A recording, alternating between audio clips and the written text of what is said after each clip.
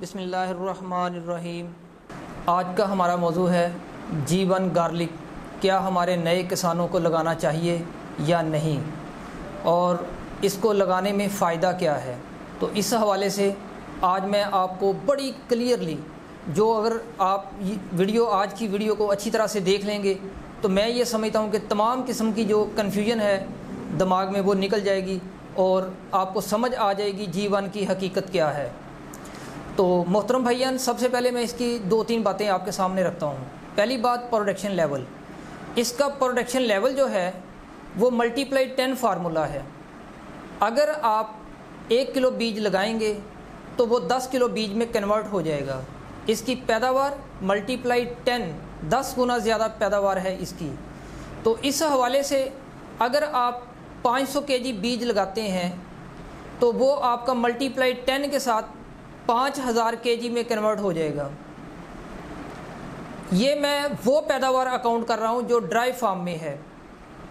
Wait farm में मैं account नहीं करता, क्योंकि आने वाले वक्त में जब इसने मार्केट में सेल होना है, मंडी में जाके बिकना है, तो ये ड्राई फार्म में बिकेगा।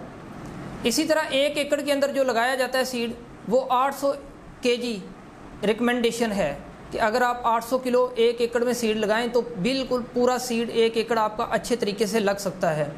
अब आ जाए इसकी पैदावार वही फार्मूला मल्टीप्लाई 10, यानी आपका 8000 केजी आपको ड्राई फार्म में सीड मिल जाएगा।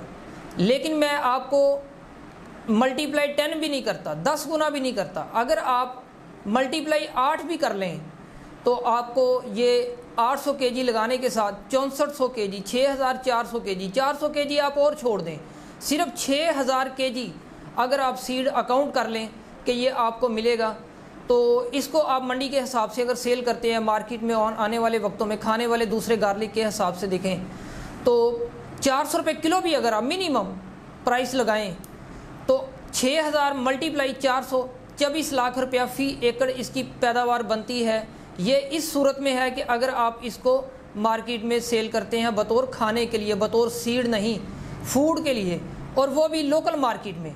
और अगर आप इसको एक्सपोर्ट करते हैं तो फिर एक्सपोर्ट के हवाले से आप देखेंगे इंटरनेशनल मार्केट में इसकी प्राइसेस क्या हैं। आप यूके में इसकी प्राइस देख लें, आप अमेरिका में इसकी प्राइस देखें। सबसे ज़्यादा दुनिया में जो प्राइस है वो यूके में है, और वहाँ पे आपने इसका जो मुतबादल आलमी सतह पे गार्लिक इस्तेमाल हो रहा है वो अमेरिकन वैरायटी है, एलिफेंट गार्लिक, जो कि 100% प्योरली अमेरिकन वैरायटी है एलिफेंट। ये उसके मुतबादल के तौर पे मार्केट में इसने सेल होना है। और इसकी अगर इंग्रेडिएंट की बात की जाए तो ये उससे कहीं बेहतर हैं। इसकी लैब रिपोर्ट मेरे पास है, वो भी मैं आपको दिखा दूँगा, आप उसको देख लें, आपको समझ आ जाएगी। और अगर इसको ओवरऑल तमाम गार्लिक के साथ इसको कंपेयर करके देखें तो पूरी दुनिया के अंदर सबसे ज़्यादा अच्छी वैरायटी प्रोडक्शन के हवाले से, अपनी ग़िज़ाइयत के हवाले से, तो वो गार्लिक G1 है, जो कि अल्हम्दुलिल्लाह हमारे पास पाकिस्तान के पास ये वैरायटी मौजूद है और पूरी दुनिया में ये कहीं पे भी नहीं। मज़ीद जो है अगर आप देखें, बहुत सारे अहबाब मुझे सवाल करते हैं कि जी हमने G1 लगाया था, हमारा सेल नहीं हो रहा। इस पॉइंट ऑफ व्यू से मैं सिर्फ इतनी बात कहूँगा कि पाकिस्तान में जो कहता है कि मेरा सीड सेल नहीं हो रहा, मेरे पास ले आए, मैं उसका सेल कर देता हूँ। भाई इसकी देखें, बात को ज़रा समझने की कोशिश करें। फ़िलहाल ये सीड पर्पज़ में चल रहा है। सीड के अंदर बेचना तो सीड वालों का काम है। आम हमारा फार्मर तो सीड में नहीं बेच सकता ना, आम फार्मर ने तो मंडी में बेचना है। तो आपको लगाने के वक्त जब आपने लगाया था, लोगों ने मिस गाइड किया कि आप जी इसको लगा लें, 400 मन निकलेगा। हाँ 400 मन निकलता है, लेकिन गीला उस वक्त तक बिक सकता है जब तक सीड के अंदर चल रहा है और आपका हल्का अहबाब वसी है, आप लोगों को गाइड कर सकते हैं, आपका कम्युनिकेशन है, आपके फार्मर हैं, आप पे ट्रस्ट करते हैं, तो ठीक है आप उनको सेल कर लेंगे। लेकिन ये हमारे फार्मर का बेसिकली काम नहीं है। हमारा फार्मर जो है उसका काम है मार्केट में जाके सेल करना। वो दूसरी अजनास को किस तरह सेल करता है? मंडी में। तो ये गार्लिक भी आपका मंडी में खाने के लिए इस्तेमाल होना है, वहाँ पे सेल होना है। आज भी अगर आप मंडी में लेके चले जाएंगे तो ये आपका बिक जाएगा। कौन कहता नहीं बिकता? जिसका मंडी में नहीं बिकता ले आए मेरे पास, मैं भेज देता हूँ। कोई ऐसी बात नहीं है, ये गलत बात है। बाकी इसके टेस्ट के हवाले से बहुत सारे लोगों के खदशात हैं कि जी इसका टेस्ट अच्छा नहीं है, और कहने वाले वो लोग हैं जिन्होंने G1 को देखा भी नहीं। सीधी सी बात है, शायद अल्फाज किसी को तलख लगे लेकिन है हकीकत। हमारे पास तो है अल्हम्दुलिल्लाह, हम खुद भी खा रहे हैं, अपने मेहमानों को भी खिलाते हैं। और मैं यहाँ पे इस वीडियो के हवाले से भी पूरे पाकिस्तान में ये कहूँगा कि अगर किसी ने मेरा मेहमान बनना हो आए, मैं उसको बना के अपना जीवन का इसको पका के उसके सामने उसको खाना खिलाऊंगा, उसकी मेहमान नवाजी करूँगा, आए मेरे पास, ताकि उसकी जो कन्फ्यूजन है वो दूर हो जाए, उसको समझ आ जाए इसके टेस्ट के हवाले से। तो ये कहना कि ये झाग बनाता है और ये हंडिया में डाल दें तो हंडिया काले रंग की हो जाती है, ये बच्चों वाली और बेवकूफ़ाना बातें हैं। अगर ऐसी बात होती तो बनाने वाले को गवर्नमेंट अवार्ड देती, गवर्नमेंट जब वैरायटी अप्रूव करती है कि ऐसी कर देती है। यार पढ़े लिखे बंदे हैं, आप खुद सोचें। तो बाकी अभी भी मैं ये समझता हूँ कि G1 के साथ जितने भी व्यवस्था लोग हैं वो सारे पढ़े लिखे ताजर पेशा बिजनेसमैन लोग हैं। आम फार्मर जो है वो इस लेवल पे सोचता ही नहीं है। माजरत के साथ हमारे फार्मर को सोचना चाहिए, हमें एक बड़ा रिस्क लेना चाहिए। मोर रिस्क मोर प्रॉफिट, ये MBA का असूल है। तो अभी इस साल की मैं एक और बात अहम, वो भी लोगों की बहुत सारी जो कह लें कि परेशानी का बायस है वाक़तन, और है भी, कि बहुत सारे लोगों ने पिछले साल आंखें बंद करके इन्वेस्टमेंट की।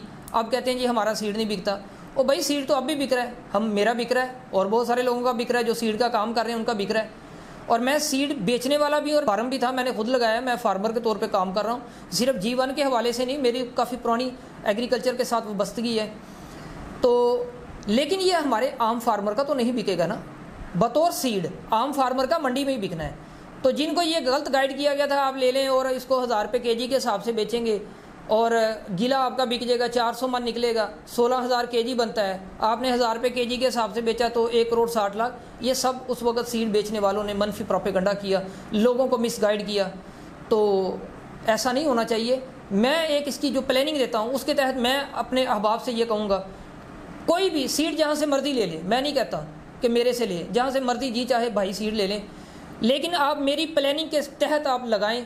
आपको अगर नुकसान हुआ तो उसका रिस्पॉन्सिबल मैं हूँ, आप मेरे साथ रब्ता करें, अपने पैसे ले सकते हैं। मेरे साथ लगाने से पहले आप तय कर लें बात, ये कौन सी ऐसी बात है।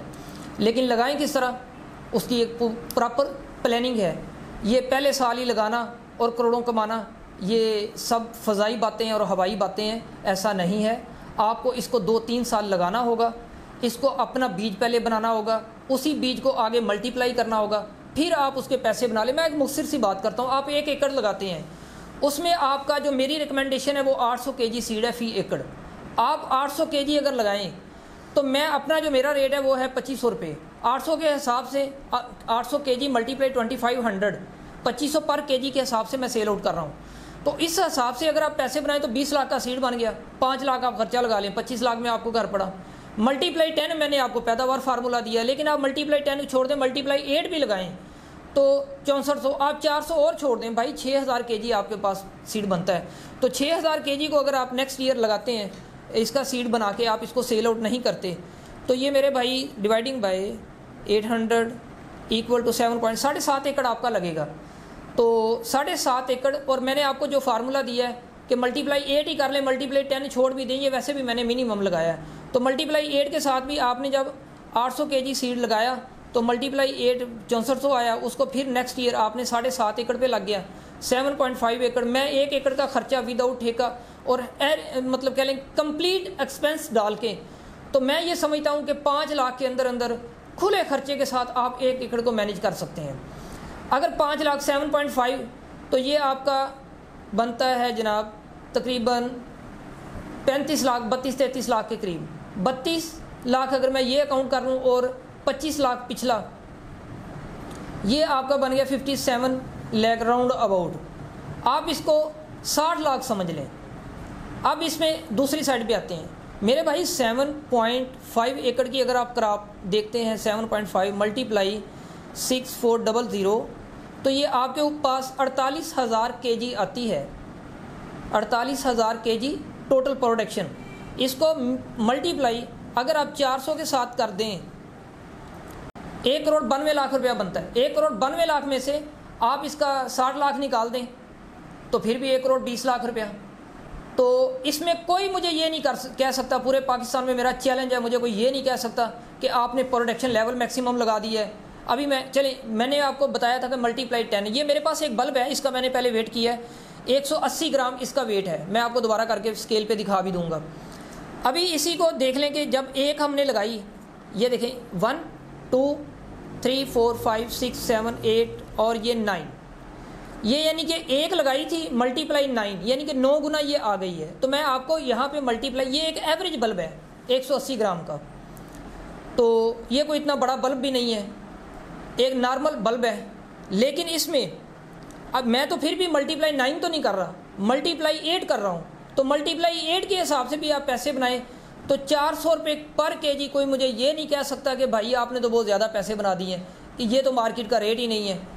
अगर आप इसका यूके में चेक करें, अगर कल को ये ज़ाहिर है एक्सपोर्ट की तरफ तो जा रहा है, इसमें तो कोई शुबा नहीं है, कोई शक नहीं है, हर आदमी को पता है कि एक्सपो के ऊपर भी जो कराची में अभी रिसेंटली हुआ है, वहाँ पे बहुत सारे ओवरसीज़ आए थे, उन्होंने आके इसको देखा है, फॉरेन आए थे, उन्होंने देखा है और उन्होंने इसको लाइक किया और इसको इस लेवल पे लेके जाने की कोशिश में है कि हम इसको एक्सपोर्ट करें।